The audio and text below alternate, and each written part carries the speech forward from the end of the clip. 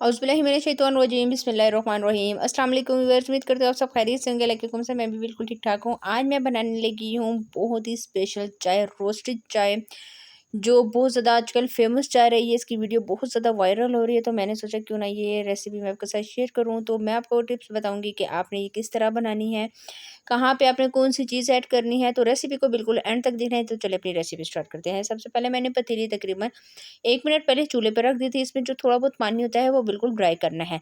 उसके बाद 3 खाने के चम्मच मैंने चीनी शामिल की है। 1.5 खाने का चम्मच हम इसमें पत्ती शामिल कर देंगे। पत्ती मैंने लिप्टन वाली इस्तेमाल की है। 2 अदद मैं इलायची डाल रही हूँ। इलायची को मैंने बिल्कुल साबुत डाल दिया है, काट छील के नहीं डाला। अभी आपने बिल्कुल भी चम्मच वगैरह नहीं चलाना है। तकरीबन 3 से 4 मिनट हम इसका वेट करेंगे।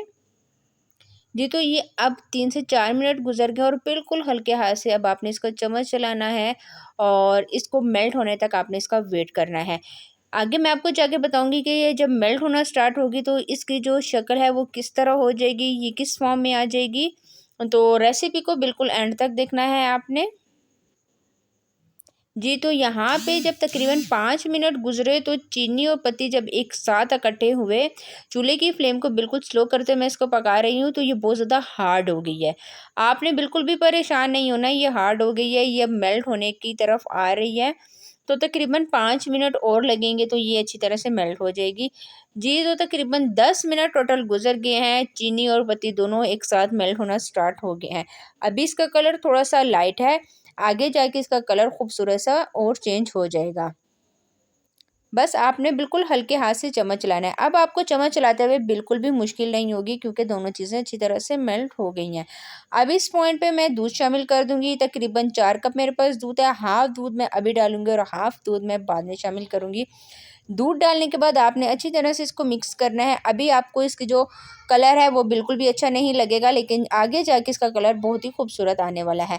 जी, तो बकाया जो दूध है वो भी मैंने इसमें ऐड कर दिया है और यहाँ पे चूल्हे की फ्लेम को थोड़ा-सा हाई करते हुए मैं अब इसको अच्छी तरह से कुक करूँगी। इसकी खुशबू बढ़ाने के लिए, इसका टेस्ट बढ़ाने के लिए मैं इसमें डाल रही हूँ थोड़े से सौंफ। सौंफ के साथ आपकी चाय का जायका बहुत ही ज़्यादा मज़े का आ जाता है। एक बात आपको बताती चलूँ कि आपने थोड़ा-सा ध्यान रखना है, जब आप दूध डालेंगे तो आपने फ़ौरन चम्मच चलाना है, वरना जो चीनी है वो सख्त हो जाएगी, हार्ड हो जाएगी, तो थोड़ी-सी आपको मुश्किल हो जानी है। जी, तो चाय का कलर खूबसूरत सा चेंज होना स्टार्ट हो गया है। आप देखिए कितना खूबसूरत लग रहा है। मज़ेदार रोस्टेड चाय हमारी हो गई है तैयार। यहाँ पे बहुत मज़े की खुशबू आ रही है। जो मेन टिप्स हैं मैंने आपके साथ वो शेयर की हैं। आपने वो ज़हन में रखते हुए चाय बनानी है और इसको ज़रूर आपने ट्राई करना है। ये चाय बहुत ज़्यादा वायरल हो रही है और बहुत ज़्यादा पसंद की जा रही है। तो चलें अब इसको कप में सर्व करते हैं। जी, तो अब इसको एक खूबसूरत सा मैं कप ले लूँगी और उसमें डाल दूँगी। छन्नी से आपने चाय को छान लेना है। बहुत मज़े की, आप यकीन करें बहुत ज़्यादा मज़े की बनी थी। एक दफ़ा पहले मैंने ये चाय ट्राई की है, ट्राई करके जब मुझे अच्छी लगी तो फिर ये मैंने दूसरी दफ़ा आपके साथ रेसिपी शेयर की है। आप इसका कलर देखें, इतने मज़े का, इतना खूबसूरत कलर है। इसी तरह ये जायके में भी बहुत मज़े की थी। रेसिपी को ज़रूर ट्राई करना है, ट्राई करके मुझे कमेंट्स में बताना है कि आज की रेसिपी आपको कैसी लगी। आज के लिए इतना ही।